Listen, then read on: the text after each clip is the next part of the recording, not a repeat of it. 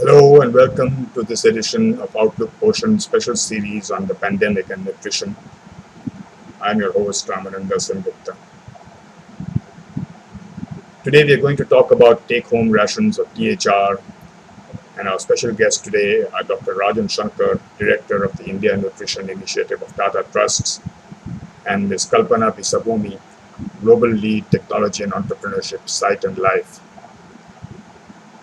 In an effort to strengthen the existing THR program, the India Nutrition Initiative of Tata Trusts, along with Site and Life, has published a THR compendium which details recommendations that can easily improve the already existing program.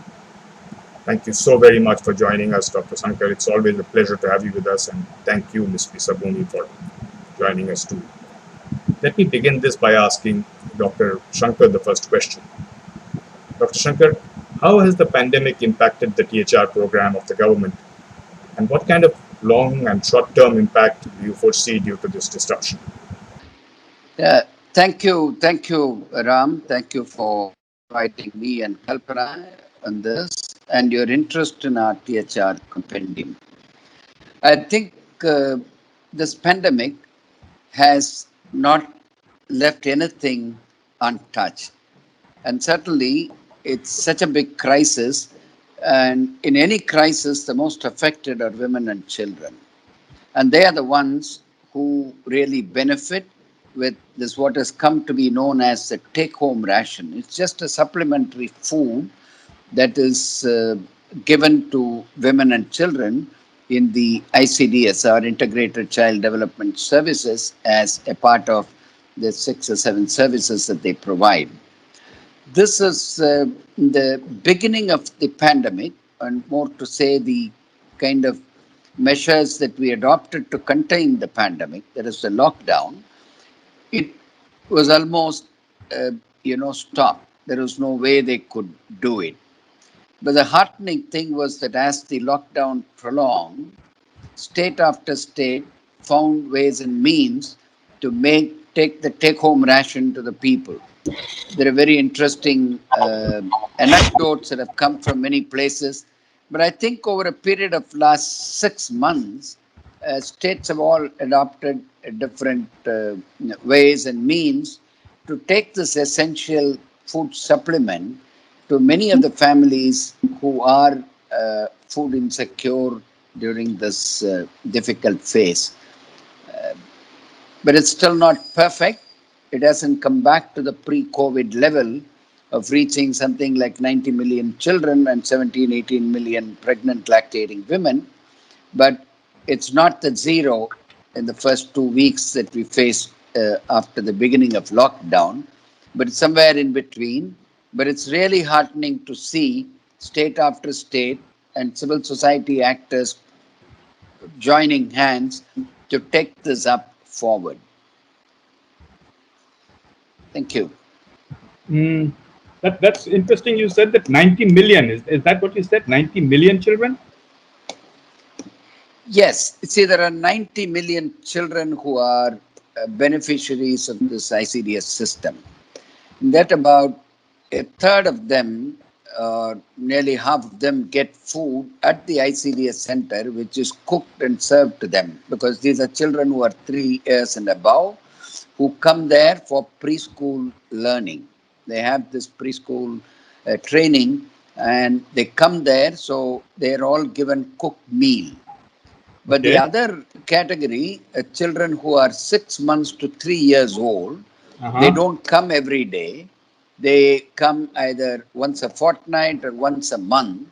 At that time, their growth monitoring is done, and then they are given the supplementary food to take home and to be given to them.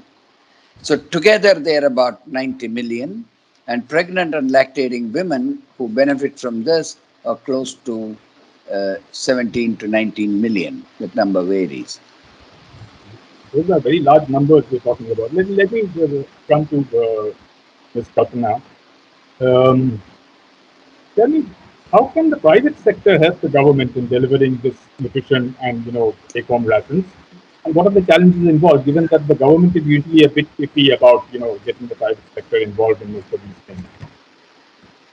Right.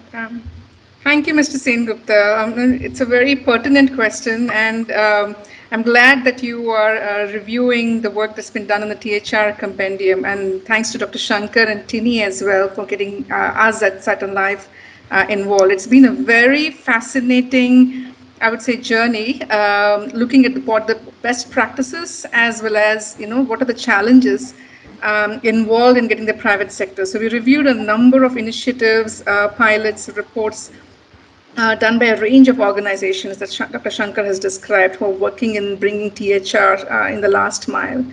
Now, THR can be produced and delivered in a range of centralized and decentralized models, and both have their own sets of advantages and drawbacks.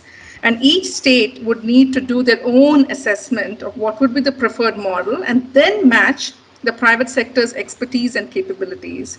Now, when you say, Mr. Sengupta, private sector is very heterogeneous. Huh? There are diverse domains. There are companies that range from ingredient suppliers to THR, food producers who make the THR, to logistics, but also data management and diagnostics companies for quality assurance can be involved. And broadly, I think they could bring three areas of support to the government. The first one, I would say, is around affordability, making THR affordable to the masses. Now, private sector that's been involved in the centralized production model, they have the technical know-how to leverage economies of scale to make it really affordable. And the second area I would say is assured quality. Now, medium to some of these large-scale production facilities that the state governments have involved in the centralized models, it's possible for them to make THR not only of high quality, but also add the required amount of micronutrients required for these vulnerable children and women. And further, when we look at the decentralized production models, companies in the diagnostic space, they could address the delayed feedback from external quality testing of the THR, which prevents timely supply of THR in these models. And finally, the third area I would say is efficiency. The ICDS has rolled out the common application software, which fundamentally changes data availability and making it accessible for review through digital dashboards.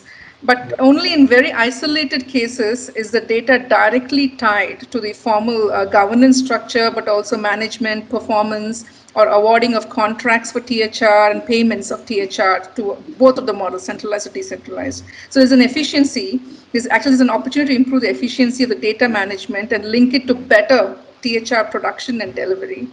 Now, when you talk about challenges, I broadly see challenges in two aspects. One is there's the lack of guaranteed contracts and demand for ICDS, from ICDS. Now, this is especially problematic for decentralized models because a lot of them are on a small scale, and especially self-help groups, they are very much dependent, their working capital, on the demand that or the contracts awarded by the ICDS. So we need some kind of guarantees for them to make it more an efficient process. And finally, I would say we need a little more coordination between the private sector and communities, especially those who are involved in the decentralized production models, because there are many communities and groups to engage with, but how do we make sure the delivery is happening in a timely manner is something we need to look after. Mm-hmm. I mean, one of the reasons why I was asking is that you have a lot of these fast-moving consumer goods in place that they deliver to the remotest of areas. Is there a way to leverage their ability to sort of reach those areas to THR? It's possible, but even these FMCG companies, they rely on logistics players. A lot of large logistics players. So what is it? And again, it's dependent on from state to state, varies from state to state, whether it's urban or rural reach. But your fundamental question is that is there a way? And the answer is yes, there is a way, and it should be individual state governments' decision to figure out the right mechanism to improve reach. Okay.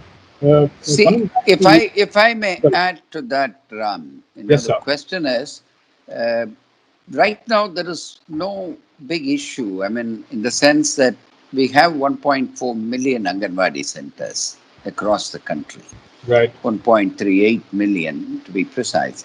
They, all of them serve THR to the dependent population.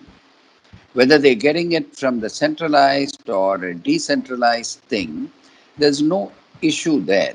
The real issue is about the quality and food safety and standardizing what is provided, even across a state or a district. There's so much variability because it's so much decentralized. So, and at that kind of a decentralized one, if you have to provide, the bigger players are genuinely not interested. Though at the aggregate level, it looks very big. The Mm-hmm. real problem when this was looked at by many of the civil societies was that at aggregate level we look at, oh, there's 30 million children or 80 million children, but then it gets fragmented when it comes to an Anganwadi center. There's something like 30 beneficiaries, 20 beneficiaries. And the big fellows, it's not, there is so much difficulty in the logistics involved in distributing it to that level. So the stock out was a common problem, and children were not getting it or getting it late. That is why the decentralized ones, where the communities are very, I mean, one, the people involved, they have something at stake. They directly are involved and they're doing it for their children. Right. And the logistically, it is so much easier. And the other issue that they brought out was about the local acceptance, and they understand the palatability, they understand what is locally available, what is acceptable, and they were the biggest advantages. But then the problem is to make it standardized form and ensure that they are all fortified and also provide, bring in that lens of food safety, then this model can work very well.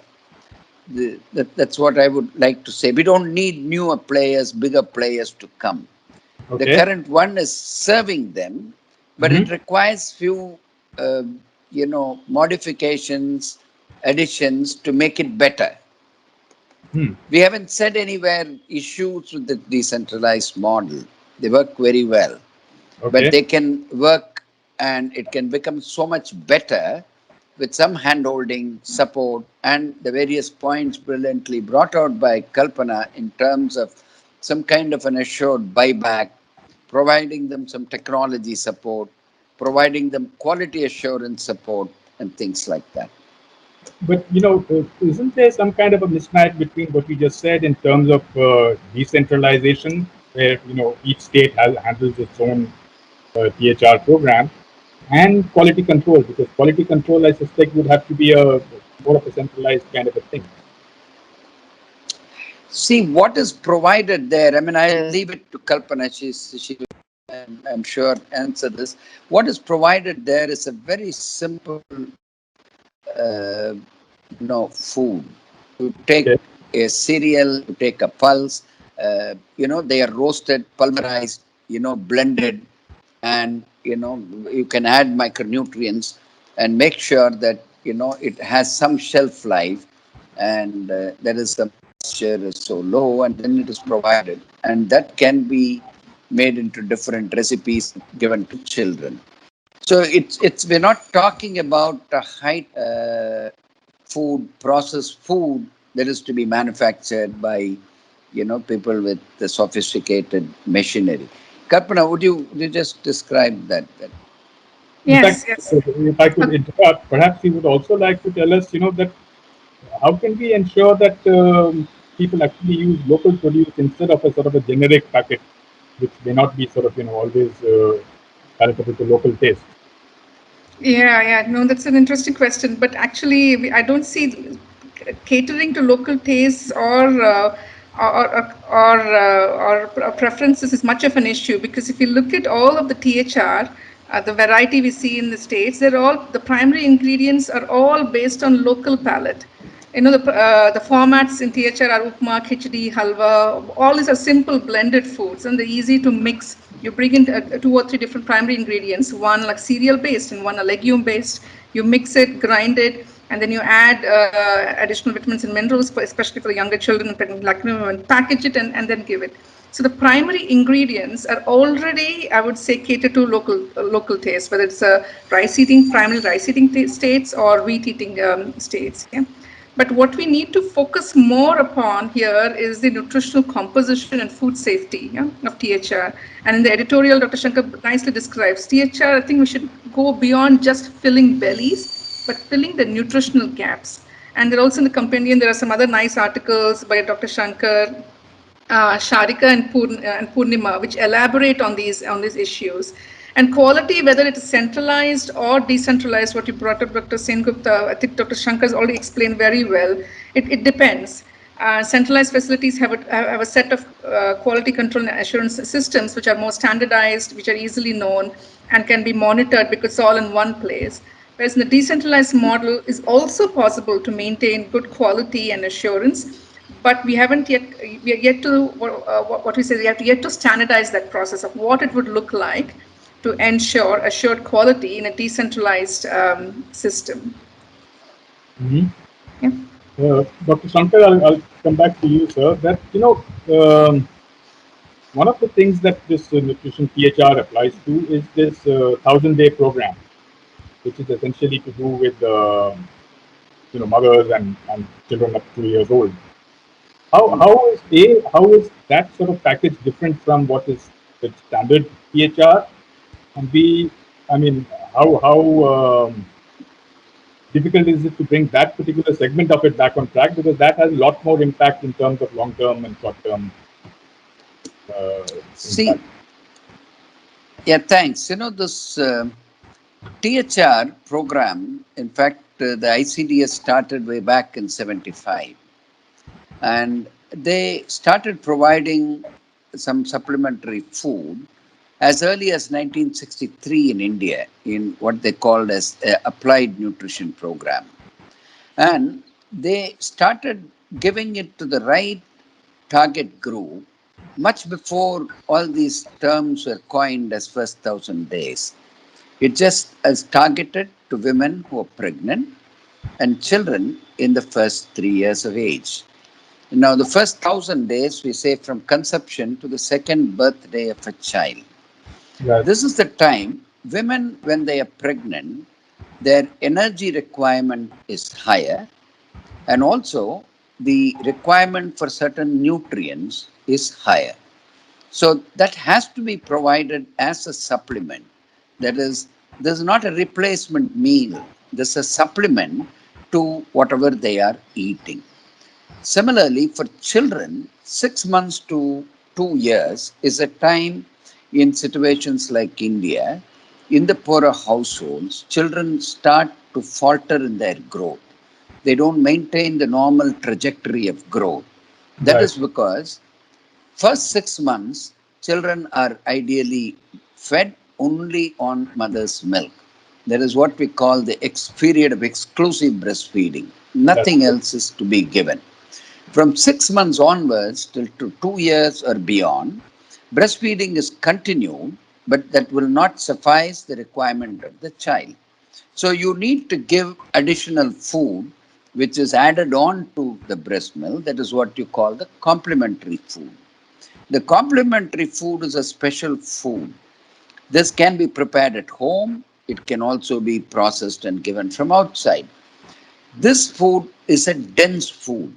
Like the child has a very small stomach, the gastric capacity is small, but the energy requirement as well as the vitamins and mineral requirement is probably the highest per kilogram of body weight, particularly for certain minerals like iron and zinc.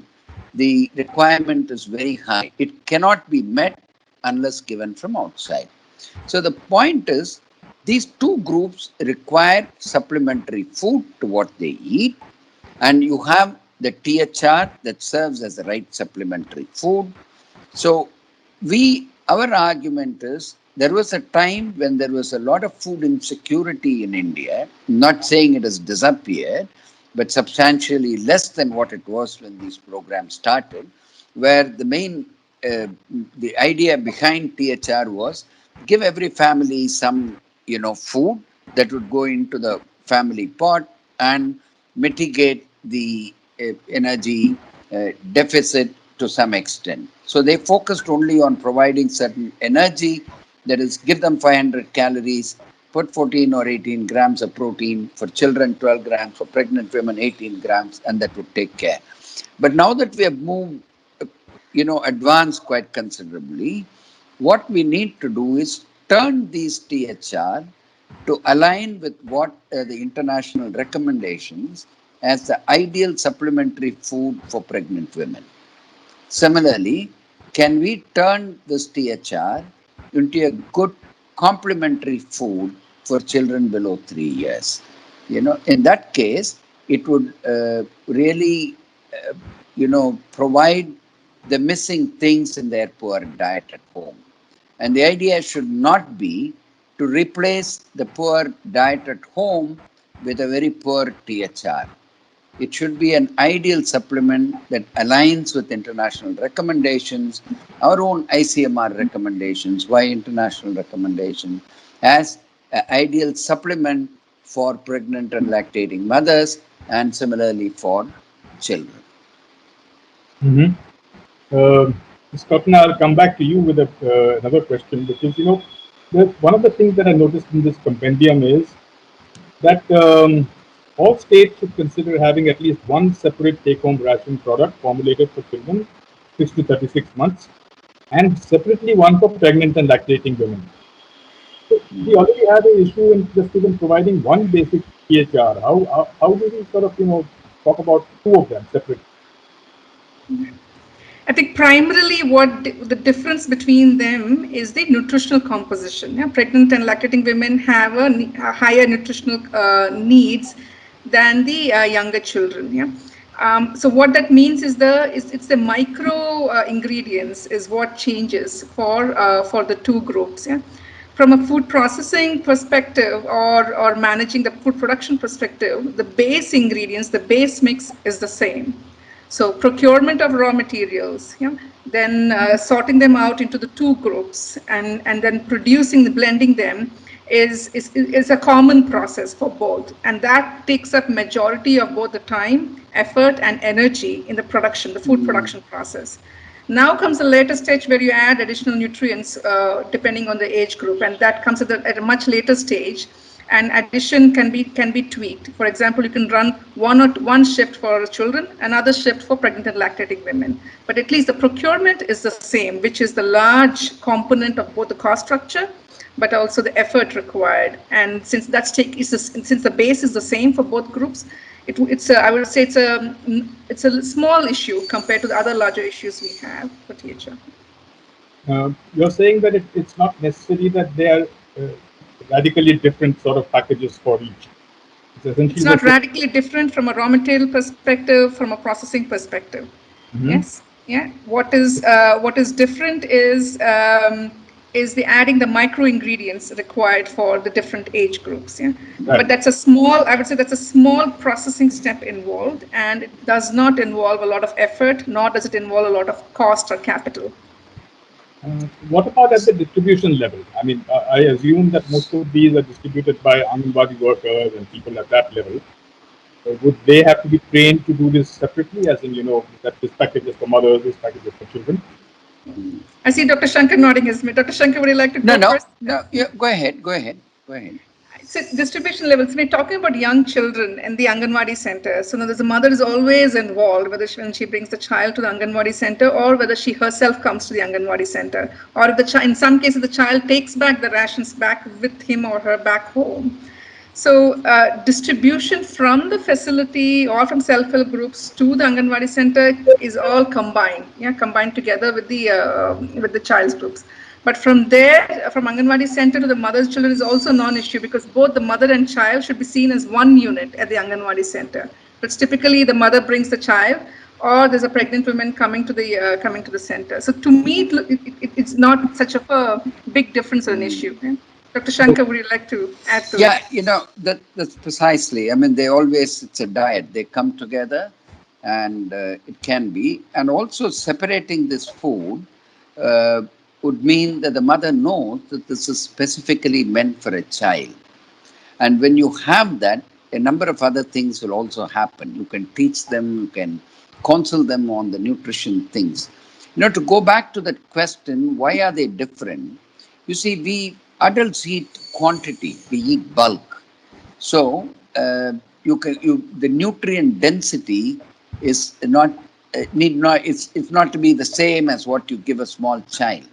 You know, a child between 6 months and 2 years, specifically 6 months to 1 year, the quantity that the child is going to eat or can eat is very small. So, per 100 calories of food that the child takes, the density of certain nutrients is so much higher. In the case of iron, it is 12 times higher than what it would be in a normal, say, for what you would provide a pregnant woman. So, it's about the density. It's a small quantity. You've got to pack all the nutrients within that small quantity. That's a dense food and that you have to give. Now, what happens to children is, they get a very small quantity of adult food in the complementary period, and they don't see that food is not dense enough, so it doesn't give them the required nutrients. As adults, we eat bulk, so as you eat a larger quantity, you get the minerals and vitamins that you want if it has the right diversification. So you need special food for children. That is why we need this separate packings. And it's logistically, initially, there may be a little difficulty, but as Kalpana explained, that this group come together. It is always the mother who receive it for the child, and if she, so they will be able to handle it. It won't be so much a logistic problem. Okay, okay. Um, I have another interesting question here, which says that the ICDS mandates on nutrition suggest that 50% of recommended dietary allowance of 9 micronutrients should be there in THR. But this is not sufficient as beneficiaries consume much less due to intra-household sharing. So how do you address that? Is increasing the THR the only option, or how does that work?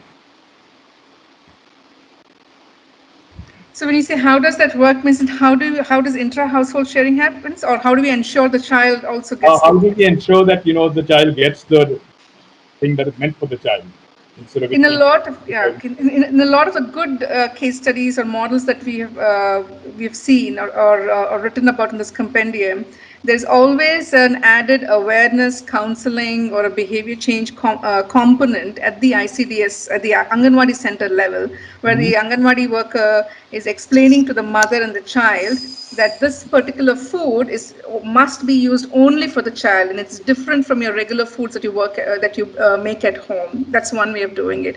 And Right. second, for example, in Gujarat, what we have seen is the packaging. They've made the packaging so drastically different. One is for very child-friendly packaging, which shows as a child food, and the second is for the pregnant women. So it shows that one is a child's food, second is an adult food. And the third way we've seen in some of these models is the consistency or the texture of the product itself. So it's more finely ground. So when you actually prepare it, it's more like a mashed sort of a food which is given to very young children. Whereas for the adults, it's more of a coarser texture, which is not child friendly. So and a lot of adults also don't eat mashed or very gruely sort of food prepared for the children. So these are some of the three ways that we have seen how to differentiate or prevent intra-household sharing. Dr. Shankar, is there anything else? Now, I mean, very, very well put. That's absolutely So, but bang are we on. addressing the cause, as in, intra-household sharing happens only because others are hungry too, so they feel that everybody can distribute it amongst themselves? So, is increasing the volume an answer? I I don't think, I mean, the answer is to increase volume. I mean, we have to, uh, if there are food insecurity, there are different ways to address it. You know, let's not convert, unless we make this as a special food for a specific category and provide it in the right way, uh, it won't, we can't expect that impact on pregnancy and, the next generation from that pregnancy to have a higher weight gain, or the linear growth, and all the benefits associated, and similarly to arrest the growth faltering in children. So if there is so much food insecurity in the families that face that, they will require different instruments to correct that. The THR is for a specific purpose, and the primary aim should be to address that. Mhm. Okay, Kalpana, there is a, the compendium talks about something called RISE, RISE.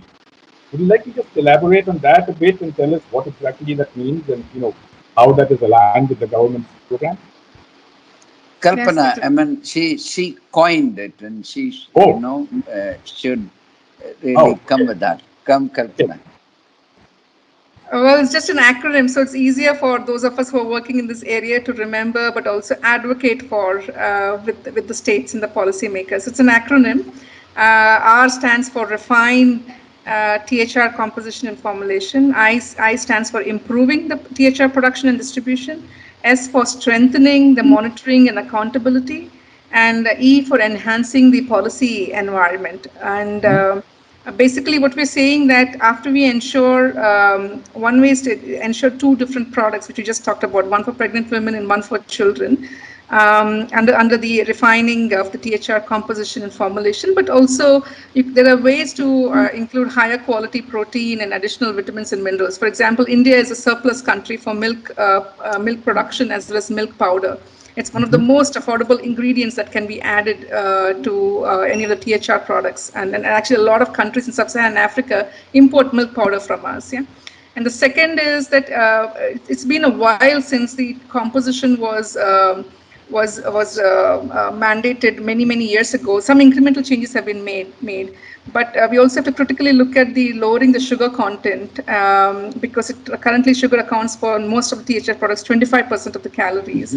So we need to go back and refine these composition to look at both the positive nutrients, but also the negative nutrients, both for women as well as children. And in terms of improving the production and distribution, I think we've already discussed several good points. Can we institute digital monitoring systems? Again, India is very good when it comes to technology platforms. We support many other countries, right? Can we use these systems to provide feedback to the manufacturer on improving either the taste, the formulation, but also distribution to the Anganwadi center? Are there any blockages?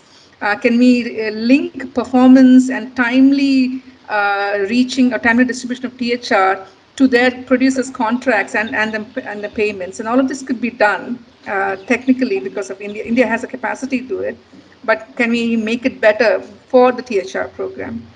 That's what we mean by improving the production system. And in terms of strengthening monitoring and accountability, I think, as I mentioned before, both the quality assurance and control procedures exist. They're different for both centralized and decentralized, but what we need is an independent oversight for these procedures. And can we do regular, now that we have digital dashboards, can we do a regular review of the data and make it better? At the same time, when you strengthen this monitoring and accountability, it provides transparency, which we can make it public. Yeah? And finally, enhancing the policy environment.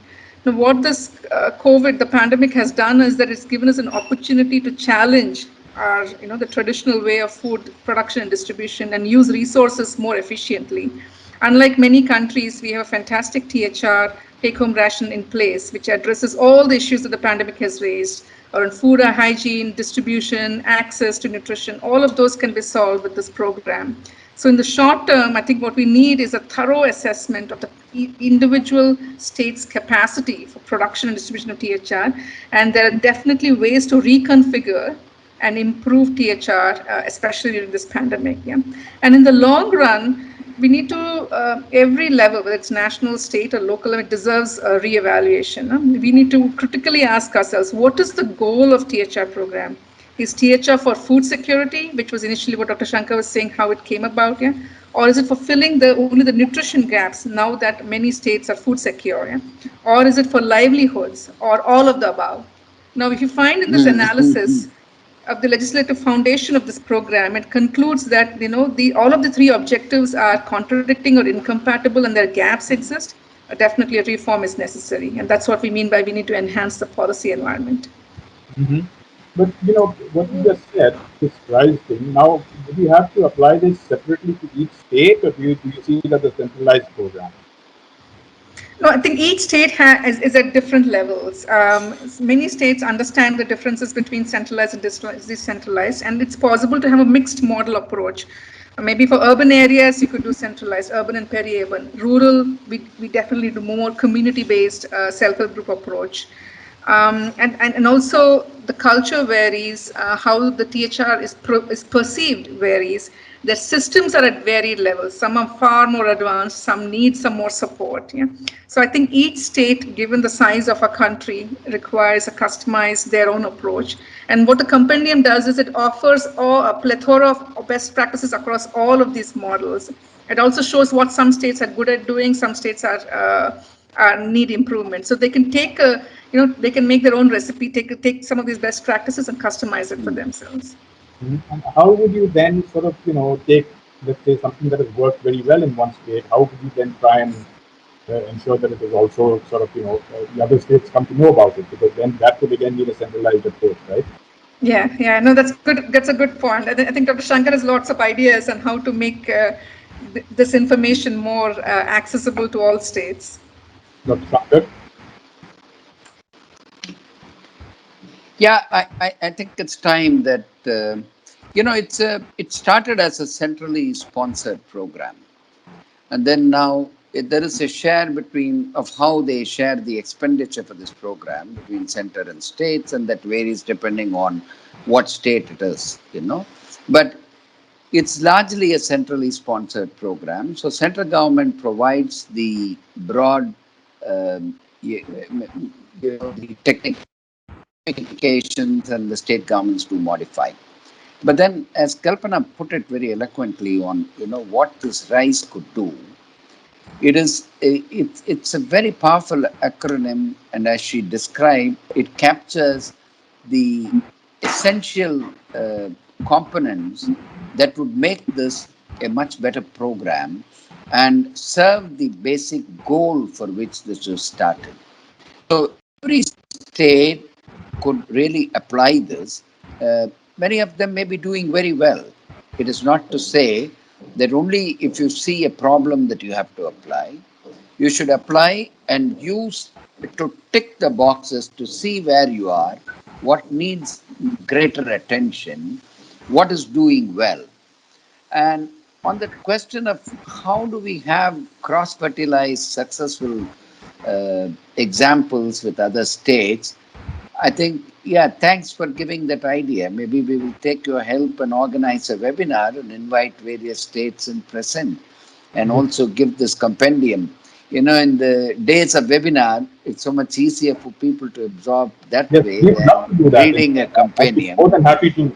It's a very, very good example. The thing that the way the partners who did it under Kalpana's guidance, the way they have put this together is we're not judgmental on any one of the things.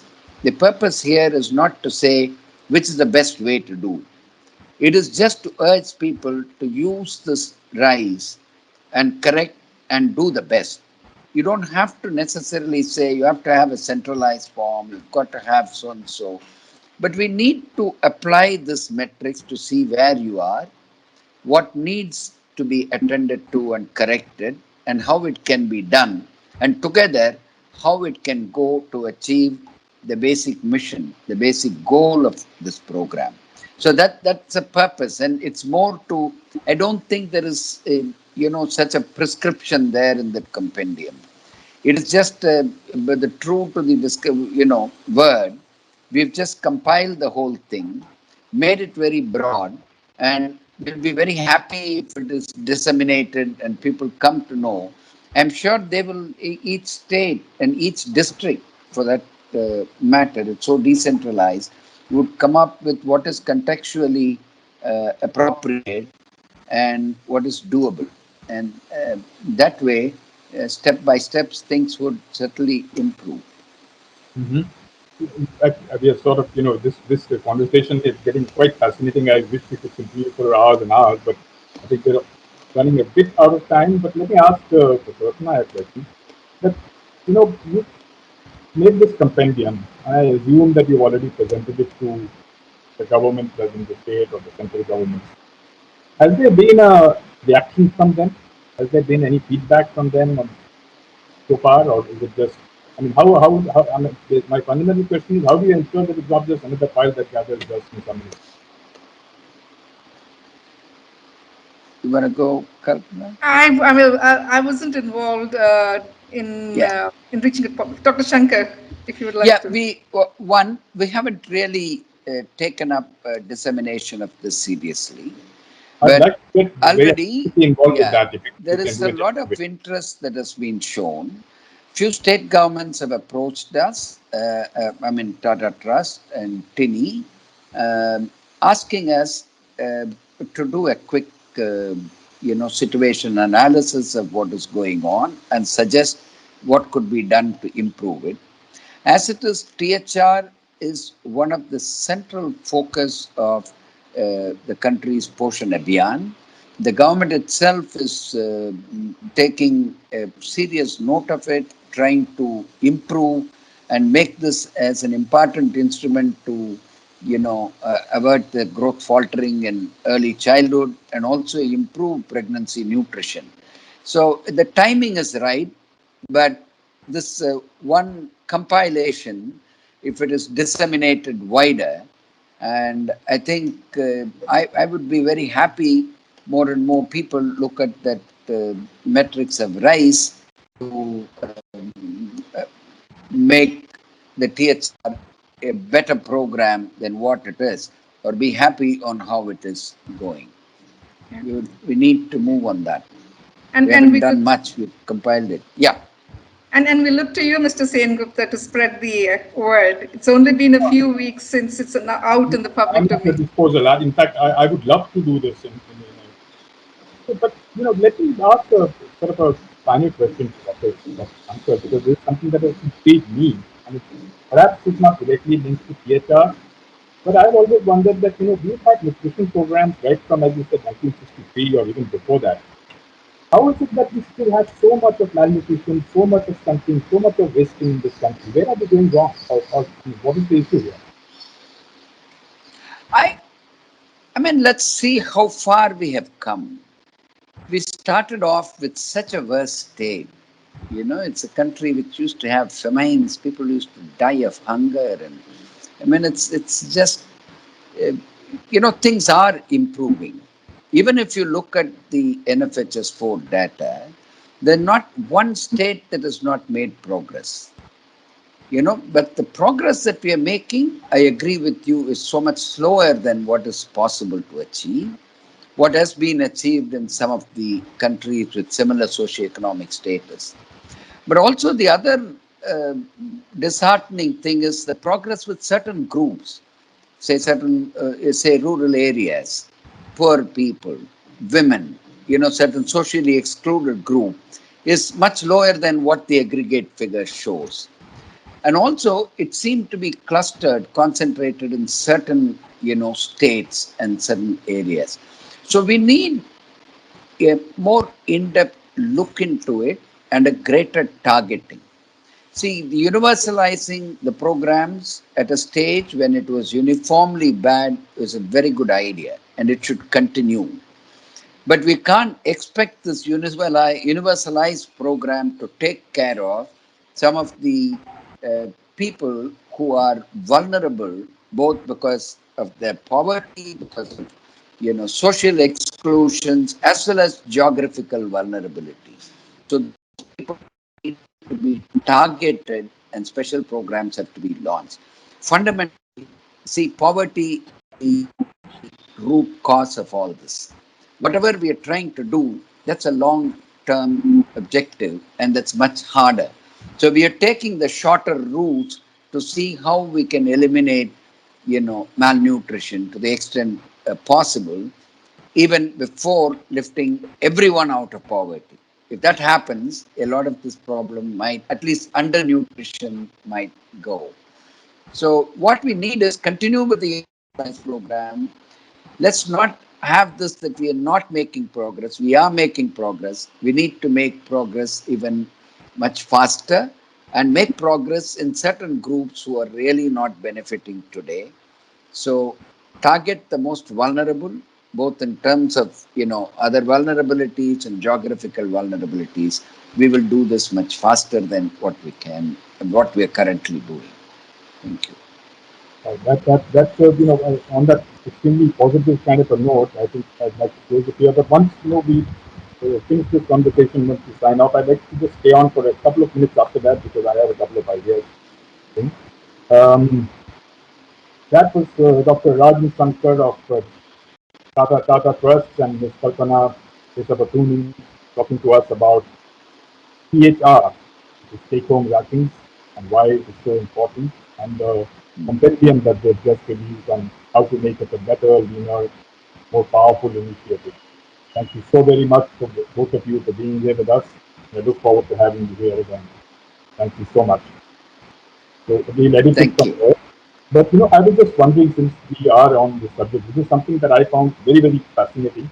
Perhaps there's a way in which we can take this, have the same conversation where we can get one representative from each state talking to us, and where we can again, talk about this whole thing sort of tailored to that particular state. Would that be of any help? Would that, we can take a couple of large states and we could do webinars like this for them, get their health minister or somebody involved and do that. Yeah, sorry. Yeah, we think it will be a great idea to get, and also to get, if not all the states, some of the successful examples Kalpana has put together in the, for all the models. We have excellent decentralized models. We've got very small women's groups doing it well. We've got models like Kudumbashree, successful models in Orissa, centralized things in Telangana. So we have these representatives, the government officials describing it, and even some of the, self-help group women who've been doing it so successfully. What GAIN, the Global Alliance for Improved Nutrition, started several years ago in Rajasthan and Banswara. Those women are running a very small factory and very successfully. Oh.